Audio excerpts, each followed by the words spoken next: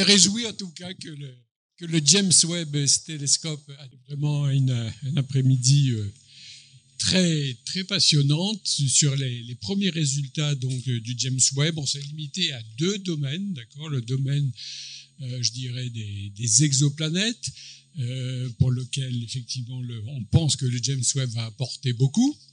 Et puis le domaine aussi, on va dire, de l'univers lointain, et un peu, voilà, les tout premiers instants de l'univers, ou presque en tout cas.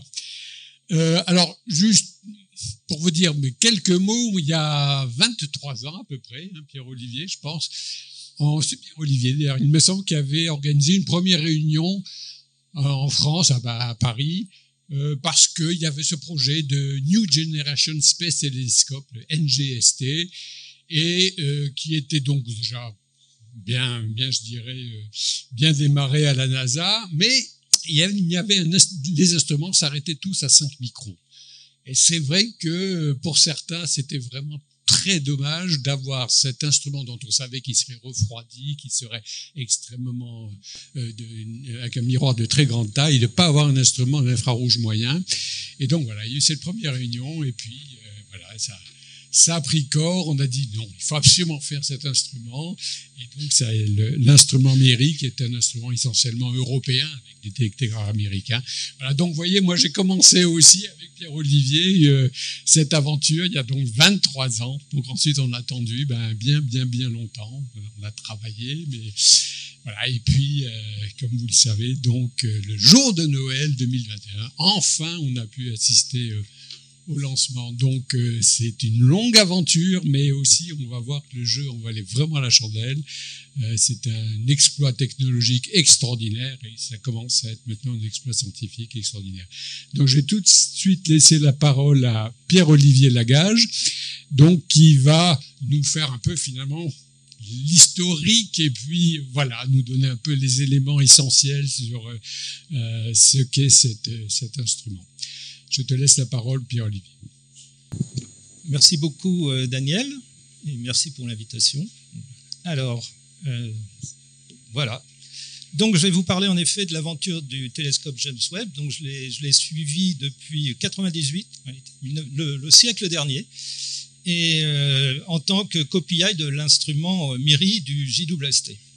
Alors, le tout début du JWST, l'aventure commence à la fin des années 80. C'est Riccardo Giacconi, qui a été d'ailleurs prix Nobel en 2002, qui était à cette époque-là le directeur du Space Telescope Science Institute, près de Baltimore, et qui demande à son staff, à son équipe, de réfléchir à la mission qui prendra la suite du Hubble Space Telescope. Il savait que c'était très long pour faire une mission spatiale. Je ne pense pas qu'il pensait que ça serait aussi long, mais alors c'est là où les gens ont commencé à réfléchir à cette mission. Et 30 ans plus tard, il y a le télescope le plus complexe et le plus grand jamais construit qui était prêt pour être lancé. Donc, plutôt que parler de taille de miroir, 6,5 mètres, je préfère parler en mètres carrés, 25 mètres carrés. Donc, c'est un beau petit studio pour ceux qui sont dans des studios. Alors, la route a été sinueuse. Hein. Au départ, c'était pour un lancement en 2006. Hein. On a lancé en 2021. Et c'était pour un coût de 500 millions de dollars. Ça finit à 10 milliards de dollars. Il a failli être arrêté en 2011. Ça s'est vraiment joué à un cheveu parce qu'aux États-Unis, ils n'hésitent pas à arrêter des projets. En Europe, c'est plus difficile, mais aux États-Unis, donc c'est passé par le Congrès. Et là, on a eu, toute la communauté s'est mobilisée. Et comme c'est un instrument, un observatoire qui peut servir à multiples communautés, les astrophysiciens ont toujours été derrière ce télescope au détriment d'autres projets. Mais donc, il a survécu parce qu'il était unique, avec un intérêt très important pour différentes thématiques d'astrophysique, comme on le verra aujourd'hui. Alors, je vais parler d'abord du JWST en tant que challenge technologique. Alors, en quoi c'était un challenge ? D'abord, c'est la première fois qu'on envoie dans l'espace un télescope qui va se déployer. Il était beaucoup trop grand pour rentrer déplié dans la coiffe de la fusée Ariane qui l'a lancée. Donc vous voyez, il est complètement replié. Alors qu'est-ce qui est replié? Évidemment, on voit une partie des miroirs, mais surtout, comme c'est un télescope infrarouge, donc il travaille dans les longueurs d'onde visibles 0,5 microns plus 28 microns, il doit être refroidi pour que son émission ne perturbe pas les observations. Et il est refroidi de façon passive, c'est-à-dire une fois dans l'espace, il se refroidit naturellement, mais pour ça, il ne faut absolument pas que les rayons du soleil aillent le chauffer. Et donc, il y a besoin d'un pare-soleil, d'un énorme pare-soleil. Et ça a été l'une des grandes difficultés pour le JWST, d'avoir ces 5 couches qui permettent d'arrêter la lumière du soleil et de la Terre pour lui permettre de se refroidir. Et c'est ça qui s'est aussi déployé dans l'espace. Alors là, on ne parle plus d'un studio, mais d'un terrain de tennis, pour donner l'ordre de grandeur. Et la deuxième conséquence d'être un télescope infrarouge et d'avoir ce bouclier, c'est qu'il faut le mettre au point de Lagrange L2. Oui ?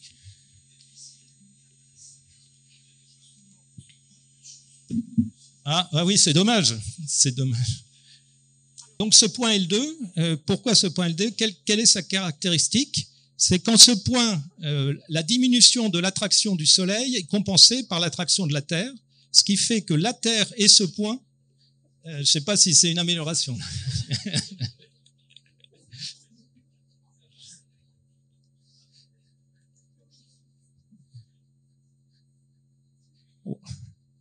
On va demander à ceux qui ont fait le JWST peut-être de trouver une façon.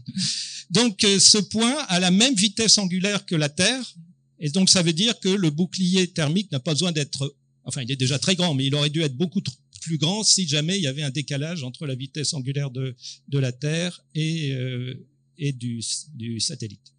Donc voilà, donc c'était aussi une difficulté d'aller à 1,5 million de kilomètres, de s'arrêter en bon moment pour être en orbite autour de ce point. Ils sont pas le JWST n'est pas à ce point même, mais en orbite autour de ce point. Alors, il a été lancé par ah oui, c'est très bien. Donc il a été lancé le jour de Noël 2021. Et donc, il y a eu beaucoup de retard, et le dernier retard a été à cause de la météo, ce qui fait qu'un certain nombre sont partis avant le lancement. Je ne voudrais pas remuer, dont Daniel. Et donc, ceux qui ont pu rester ont pu voir ce lancement. Et moi, j'étais sur place, et vraiment, le Ariane et le Centre spatial guyanais du CNES ont eu les félicitations des Américains. Et pourquoi ? Parce qu'il y avait une trajectoire nominale qui avait été fournie, avec évidemment des possibilités d'être autour de ce point nominal. Et ce qui s'est passé, c'est que le lancement était quasiment parfait. On est très très proche du nominal. Bon, vous me direz, très bien. Non, c'est plus que très bien. Parce qu'il n'y a pas eu besoin des réserves d'ergol pour ajuster la trajectoire. Ce qui fait qu'en termes d'ergol, on a les réservoirs pour 26 ans, plus de 26 ans, alors qu'au départ, c'était 10 ans qui étaient spécifiés. Donc, s'il n'y a pas d'autres aspects qui d'ici là défaillent, s'il n'y a pas d'autres défaillances, on pourrait observer 26 ans. Vous savez que pour HST, c'est 30 ans. On a fait 30 ans. Deuxième point critique, donc le déploiement de ce grand panneau solaire, eh bien tout s'est très bien passé et la température obtenue et la température voulue de moins 233 degrés Celsius passivement.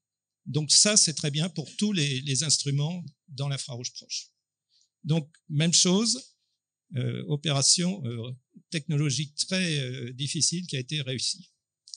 Et un mois après le lancement, il y a eu l'insertion aussi qui n'était pas tout à fait évidente autour du point de L2. Tout ça s'est très bien passé. L'autre challenge, c'était la première fois qu'on avait dans l'espace un miroir segmenté. Donc, ce miroir primaire est fait de 18 hexagones Et ces hexagones, c'était en beryllium, très léger, ont été ajustés. Derrière chaque hexagone, il y a 6 actuateurs qui permettent de lui donner sa forme finale. La première fois qu'il y a eu une étoile qui a été visée, eh bien, on avait 18 étoiles, puisque c'était pas phasé. 18 images, donc parce que c'était pas phasé. Et tout le jeu a été de phaser ces miroirs, d'ajuster. Et finalement, tout ça, ça a été très bien réussi aussi. Et la qualité image est meilleure que spécifiée. Ce qui était spécifié, c'était d'être limité par la diffraction à 2 microns. Et ça a été mesuré comme étant limité par la diffraction à 1 micron. 2 fois mieux que ce qui était spécifié. La transmission a été aussi meilleure que spécifiée parce qu'il y a eu très peu de contamination au sol. Vraiment, le CNES, dans ses salles blanches, avait fait vraiment a été très très soigneux pour qu'il n'y ait pas de molécules qui viennent contaminer le miroir. Donc un miroir très très propre. Et ce qui se passe aussi, et ça on verra, c'est très important pour les exoplanètes, le pointage du télescope est exquis. Franchement, c'est mieux que la milli-arc-seconde, milliseconde d'arc, alors que la spécification était 4 millisecondes d'arc. Oui.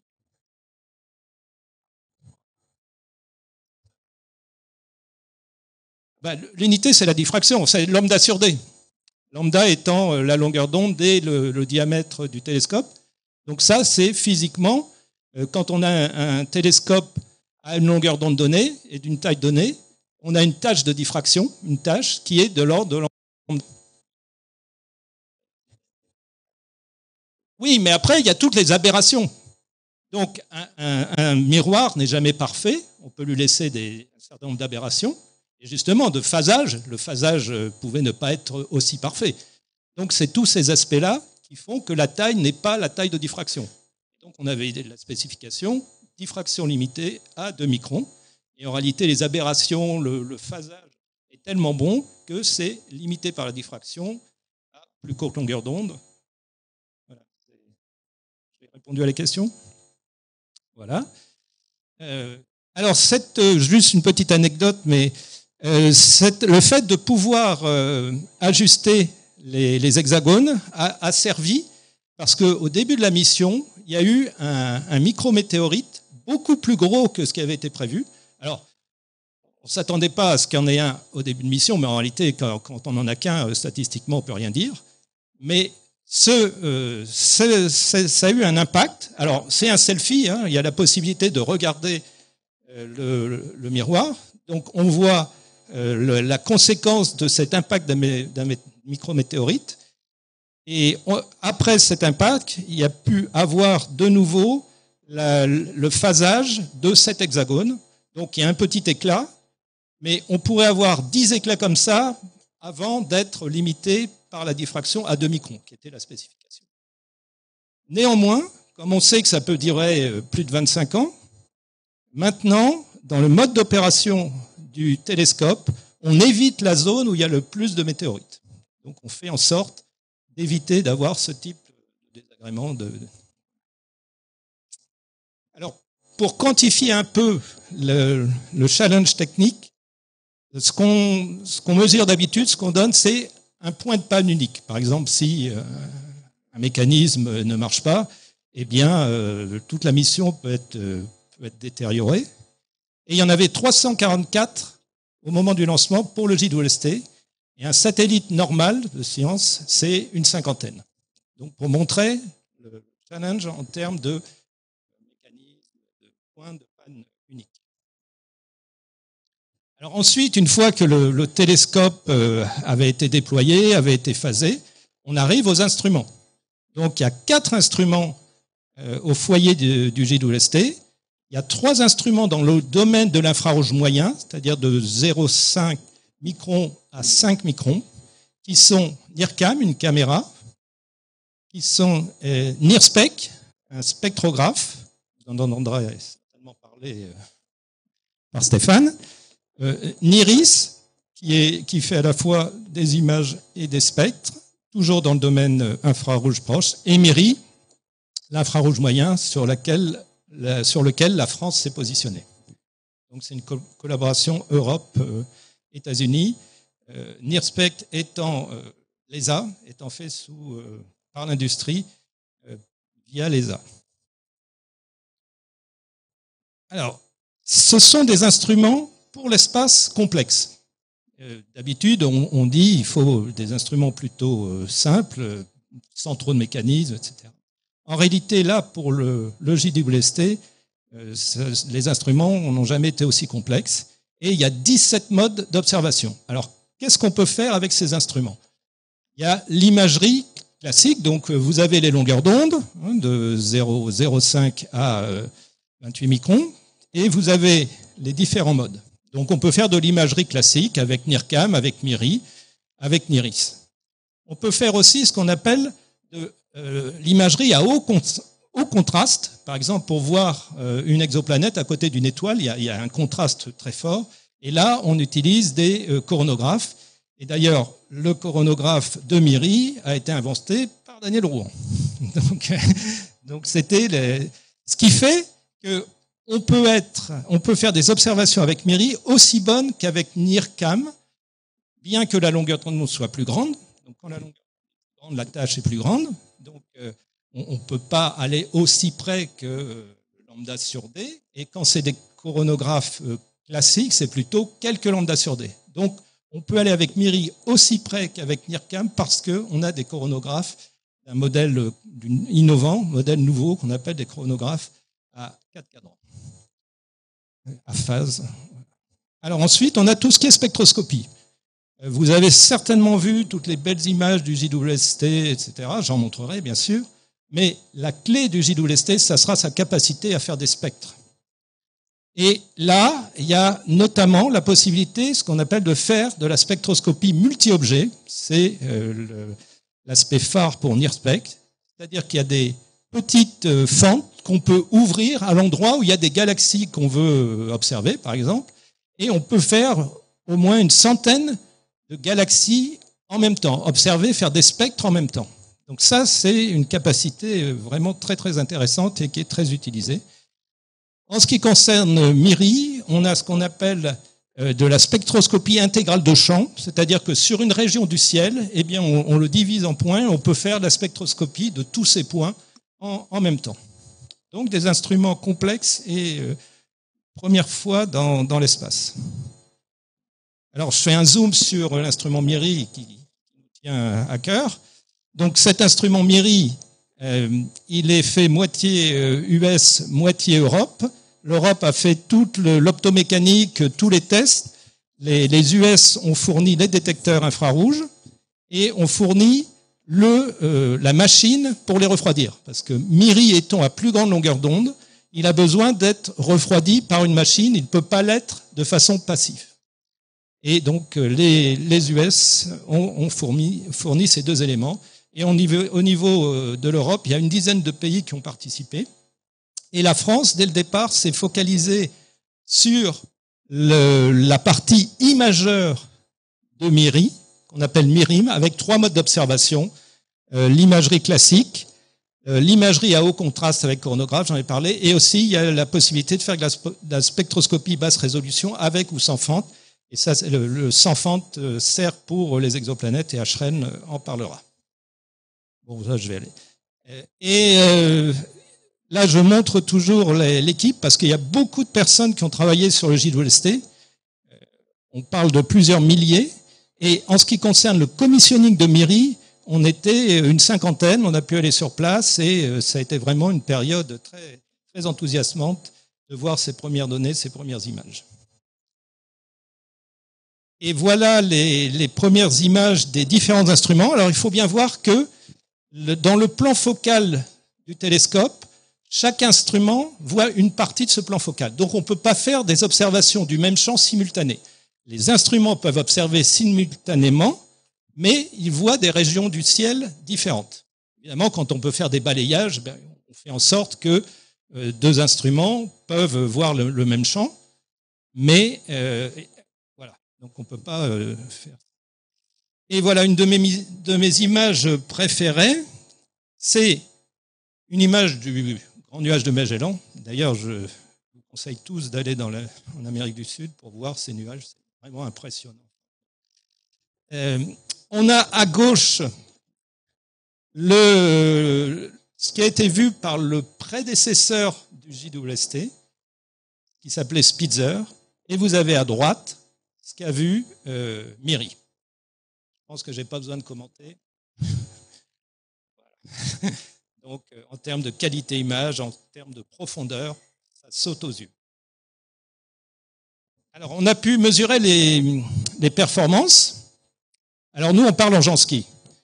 Alors, je sais bien que vous, non. Alors, j'ai mis ce qu'était un Jansky, pour me le rappeler. Donc, c'est 10-26 watts par mètre carré par hertz. Et alors, pourquoi un Jansky, c'est quelque chose qui, au départ, pourquoi on a inventé ce Jansky? Parce que les sources étaient de l'ordre du Jansky. Et vous pouvez voir que maintenant, avec le JWST, on parle de nano-Jansky, pour montrer aussi l'avancée en sensibilité. Et les mesures de la sensibilité des instruments, de tous les instruments, là j'ai mis juste NIRCam et NIRIS, est meilleure que celle qui avait été annoncée. Donc par exemple, la spécification pour NIRCam à 2 microns était 11.4 nano-Jansky. On avait dit aux utilisateurs que ça serait de l'ordre de 10 nano-Jansky, et ce qui a été mesuré, c'est de l'ordre de 7 nano-Jansky. Donc les performances sont meilleures qu'annoncées. Ici, on a toujours longueur d'onde, performance, comparaison avec ce qui a été fait avant. Bon, le JWST, il y a au moins 1 ordre de grandeur, voire 2 ordres de grandeur en performance, en amélioration de performance.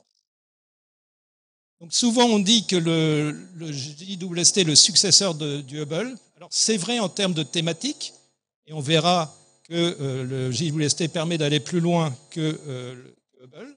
Mais c'est surtout, comme c'est en infrarouge, le successeur de Spitzer. Et là, on passe de 85 cm à 6,5 m.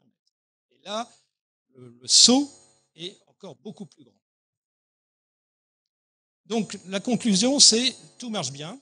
Bon, je pense que c'est ce qu'on devait s'attendre avec un instrument qui coûte 10 milliards.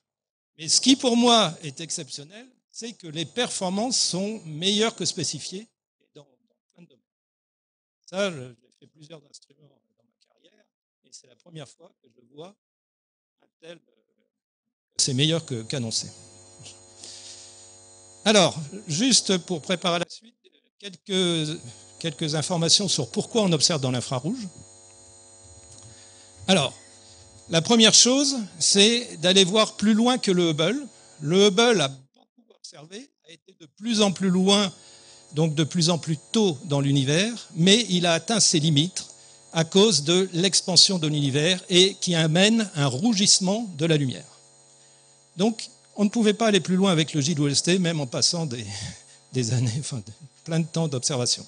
Et il fallait un télescope plus grand et dans l'infrarouge. Et Stéphane montrera les performances obtenues en allant déjà, on sait déjà qu'il va plus loin que Hubble. L'autre aspect, c'est dans l'infrarouge, vous pouvez voir à travers les nuages. En général, je prends une caméra infrarouge, je prends un sac plastique, je mets le bras dedans et on voit le bras. Parce que la lumière émise de notre corps, c'est de la lumière infrarouge et qui traverse le sac plastique. Alors que la lumière visible, non. Donc on a un exemple ici, ça c'est dans l'infrarouge proche, les eaux, mais on voit très bien un nuage. Et quand on regarde dans l'infrarouge, on voit ce qu'il y a derrière. Et les zones de formation d'étoiles se forment, les étoiles se forment dans les nuages. C'est dans l'infrarouge qu'on peut percer ces nuages, voir les étoiles se former. Et selon leur état d'évolution, il faut aller dans l'infrarouge de plus en plus lointain, voir le millimétrique. Thierry, il a commencé il y a longtemps dans le millimétrique. L'autre aspect intéressant de l'infrarouge, c'est pas ici que j'ai expliqué qu'il y a une loi de Planck, mais les objets les plus basse température, leur pic d'émission, c'est dans l'infrarouge de plus en plus lointain. Et nous, on est intéressé, par exemple, à des exoplanètes rocheuses, type Trappist 1b. Eh bien, leur température, c'est de l'ordre de 400 Kelvin. Eh bien, c'est avec MIRI qu'on peut les observer et qu'on en a observé une. Mais c'est encore sous embargo. Vous le saurez le 27. L'autre aspect intéressant, c'est qu'il y a des tas de raies moléculaires, atomiques, moléculaires, dans l'infrarouge. Et donc, il y a des diagnostics physiques qui peuvent n'être faits que grâce à des observations infrarouges. Et vous verrez aussi l'exemple des exoplanètes où on cherche dans leurs atmosphères quelles sont les molécules. Et on a toute une liste qu'on peut observer avec l'infrarouge. Donc il y a 4 thèmes scientifiques qui ont été mis en avant pour le JWST. Il y a la première lumière et la rayonisation de l'univers. Il y a l'assemblage des galaxies, la naissance des étoiles et des protoplanètes. Et puis il y a les planètes en elles-mêmes et les conditions, d'habitabilité. Certains disent origine de la vie, mais c'est les conditions d'habitabilité. Alors, les observations donc ont commencé en juillet 2022. Alors, il y a 3 types d'observations. Il y a des observations temps garanti, c'est-à-dire comme on a développé un instrument, on a du temps d'observation où on peut conduire nos programmes.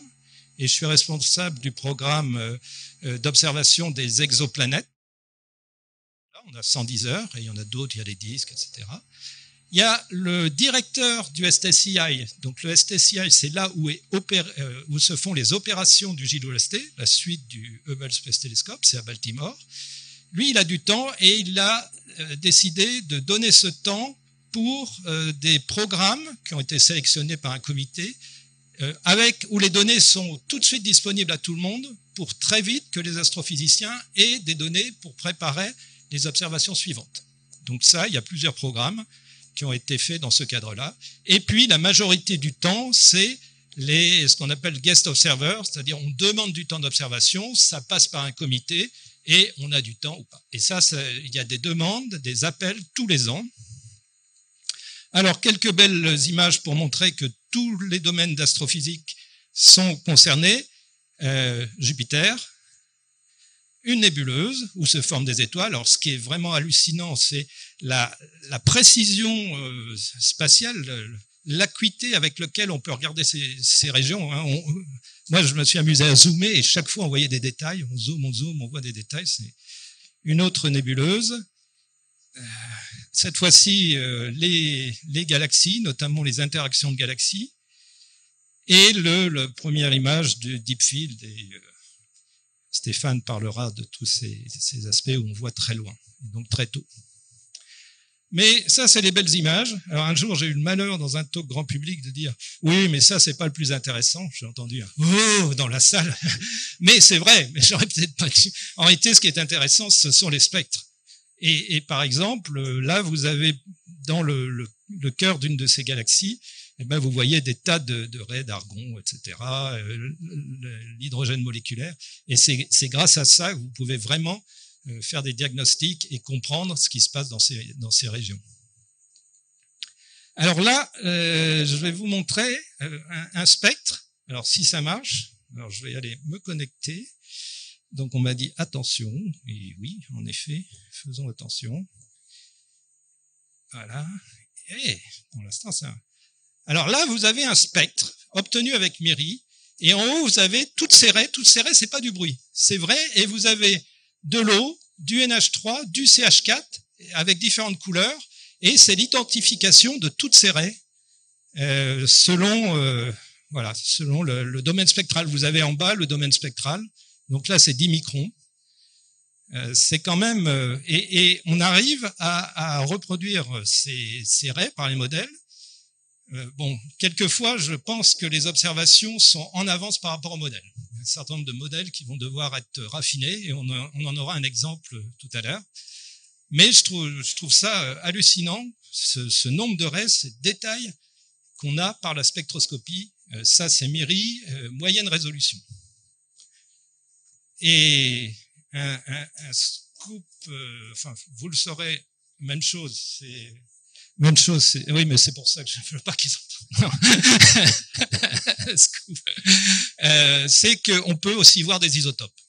Et ça, c'est super intéressant pour les aspects formation. Ça, c'est un spectre d'une naine brune. Donc, bon, c'est juste un exemple d'un spectre, mais on en a plein. Et franchement, il y a beaucoup de choses à faire. Voilà. Et donc, ce que je voulais vous dire, il y a eu un appel récemment, le deuxième appel. Oui, je vais remettre. Il y a eu récemment le deuxième appel à proposition d'observation. Alors, c'est le nombre d'heures demandées pour voir un peu quels sont les sujets les plus importants. Eh bien, ce sont actuellement, pour ce deuxième cycle, et déjà c'était un peu ça pour le premier, exoplanètes et disques, et galaxies et le milieu intergalaxie. Et vous allez avoir deux talks qui se suivent sur les exoplanètes, un talk sur l'aspect galaxies les plus lointaines, etc. Et voilà, merci pour votre attention.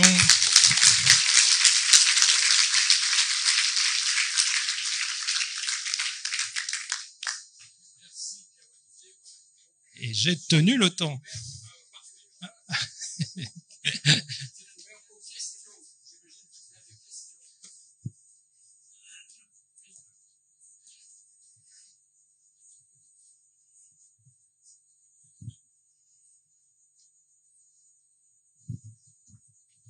Bon, merci Pierre-Olivier, c'est extraordinaire. Et quelle leçon de patience, ça fait penser aux cathédrales.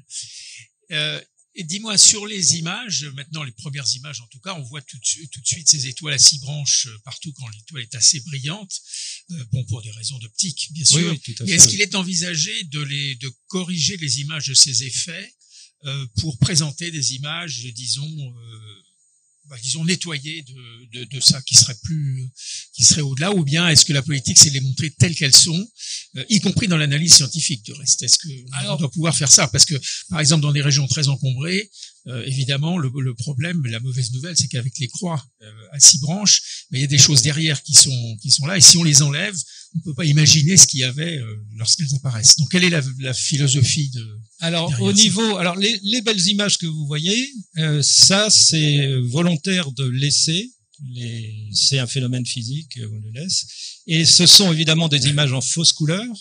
Et c'est le STSI qui décide d'avoir les couleurs les plus jolies, entre guillemets. Donc, il y a un aspect jolie image derrière. Alors, quand il n'y a pas en effet cet aspect recouvrement, et dans certains champs, vu la sensibilité, on peut avoir des recouvrements. Là, c'est difficile. Par contre, si c'est isolé, on peut faire des déconvolutions. C'est bien connu.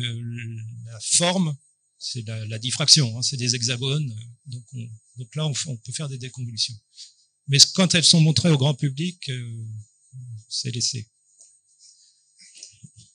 Oui, tu nous as montré l'aventure technologique. Est-ce que tu pourrais dire quelques mots, disons, de l'aventure humaine? Disons, mon expérience personnelle, c'est que la collaboration avec nos amis américains est parfois pas si facile que ça. Donc, comment ça s'est passé autour de ces 20 ou 25 ans de collaboration internationale? Alors, en ce qui concerne MIRI, ça s'est très bien passé. Vraiment, et on a pu obtenir, il y a eu une discussion à un moment, si tous les tests étaient faits en Europe ou aux États-Unis. Là, ça a été un petit peu dur, mais comme on avait les ressources, donc on a pu finalement prendre, entre guillemets, le dessus, puisqu'on avait tous les tests, toutes les calibrations, tout ça. Donc ça a été un moment de discussion, mais au niveau global projet, donc c'était l'ESA avec les US, il y a eu, alors, au départ, pour que ça soit lancé par une fusée Ariane, ça n'a pas été si simple que ça. Mais il n'y avait vraiment pas l'équivalent aux US. Donc, quand l'ESA a proposé ça, ça a pris un peu de temps avant d'être accepté, mais il n'y avait pas d'alternative à ce moment-là. Et après, il y a eu très vite un Memorandum of... Et c'était très bien parce que là, l'ESA a donné des fournitures.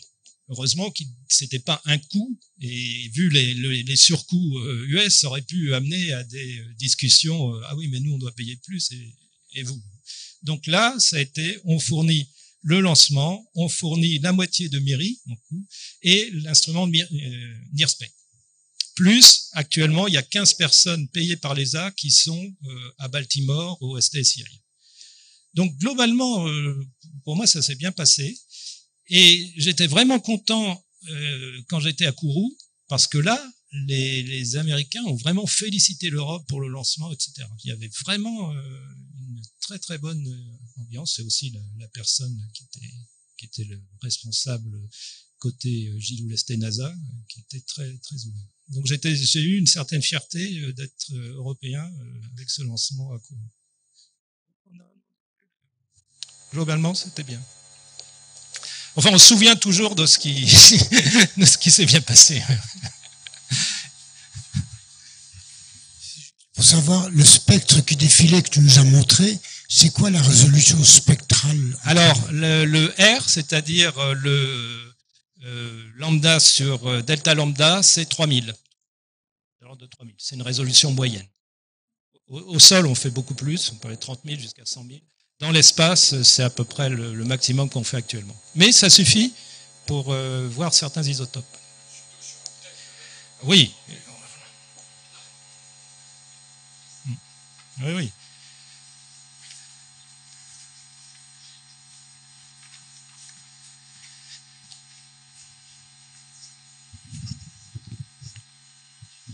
Merci Pierre-Olivier pour cette magnifique présentation qui met en valeur l'investissement que vous avez fait, mais surtout les résultats. À ce sujet, les scientifiques qui vont interpréter les données sont motivés par le multicolore, c'est-à-dire la multiplicité des instruments que tu as très bien montré au début, en précisant que simultanément, ils regardaient des champs différents. Est-ce qu'il y a des groupes, soit aux États-Unis, soit en Europe, qui vont rechercher les points, les champs sur lesquels il y a toutes les couleurs représentées? C'est le seul moyen de vraiment investir sur le domaine. Enfin, je suis entièrement d'accord avec toi. Il faut toute la gamme de longueur d'onde. Donc, tout le temps garanti qu'on a sur les exoplanètes, on a fait en sorte de collaborer avec soit NIRCam, soit NIRSPEC, de façon à avoir tout le spectre. Donc, dans un premier temps, chacun publiera son spectre, mais après, l'idée, c'est de les combiner. Et en effet, c'est la clé, d'avoir toutes les longueurs d'onde. Pour ce qui concerne des grands balayages du ciel pour la galaxie, même chose, comme c'est en parallèle, le fait de balayer, ça veut dire qu'il y aura possibilité d'avoir les informations pour toutes les longueurs d'onde. Donc oui, mais tu as raison, c'est une clé. Hein, et ce que tu disais, la grande gamme de longueurs d'onde, c'est un des aspects clés pour Gilles Lesté. Il y a la sensibilité, la taille et la couverture en longueur d'onde. Oui, je veux revenir sur le miroir. Vous avez parlé il y a des adaptateurs pour l'optique adaptative. Sur le slide, c'était marqué 7 adaptateurs. Oui. Vous avez dit 6, il y en a un de secours. Et non, voilà. Non, c'est pas. Et ma deuxième question, c'est l'énergie. Alors voilà, elle est fournie comment? Panneau? Est-ce que c'est compatible avec, on a vu la protection, et est-ce qu'il y a des batteries, etc. Voilà, quelle est la limite? Très bien. J'ai dit 6 et je me suis dit, tiens, quelqu'un le verra. Et en effet, c'est très bien. Et non, il y en avait un en plus parce que tous ces miroirs étaient renfoncés et il a fallu d'abord les surélever. Donc c'est ça, le 7e, il a permis de tout surélever. Ensuite, c'était quoi la question? L'énergie, on a des panneaux solaires. C'est classique, ça. C'est pour ça d'ailleurs que c'est pas au point de Lagrange qui est occulté par la Terre, c'est en orbite autour de point de Lagrange, donc il y a le Soleil pour tous ces photovoltaïques. Donc, merci pour cette présentation extrêmement intéressante.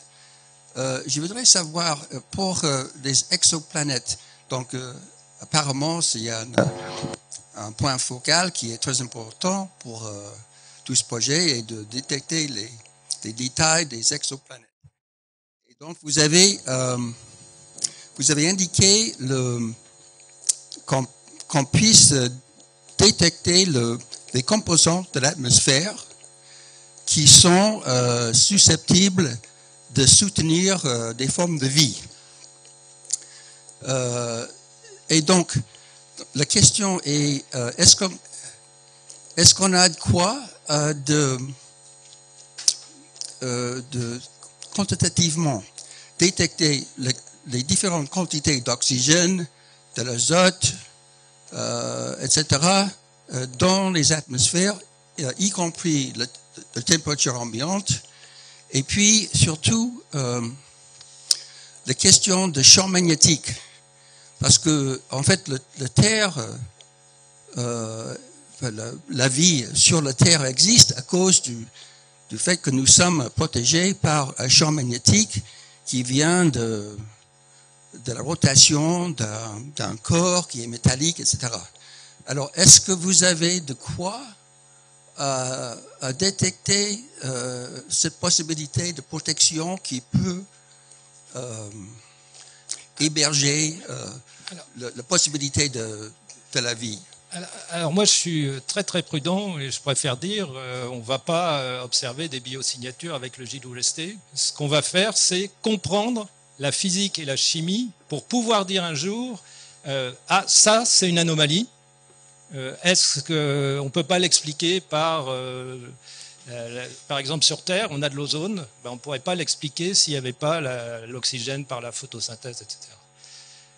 Donc, je ne m'aventure pas en disant que le JWST va pouvoir voir la vie. D'abord, le JWST ne va pas pouvoir observer des atmosphères de rocheuses autour d'étoiles comme le Soleil. Ce qu'il va pouvoir faire, c'est étudier les atmosphères de rocheuses, mais autour de petites naines comme TRAPPIST. Donc déjà, ce sont des étoiles très différentes.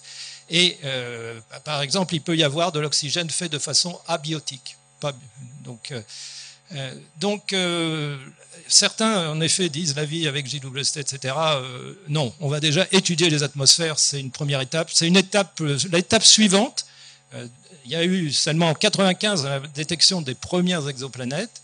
Et depuis, ça avance. Et JWST va amener sa pierre, qui est l'étude des atmosphères de géantes et de certaines terrestres. Et vous allez avoir juste après un exposé qui va vous montrer comment et ce qui a été fait, ce qui va être fait pour les exoplanètes. Merci.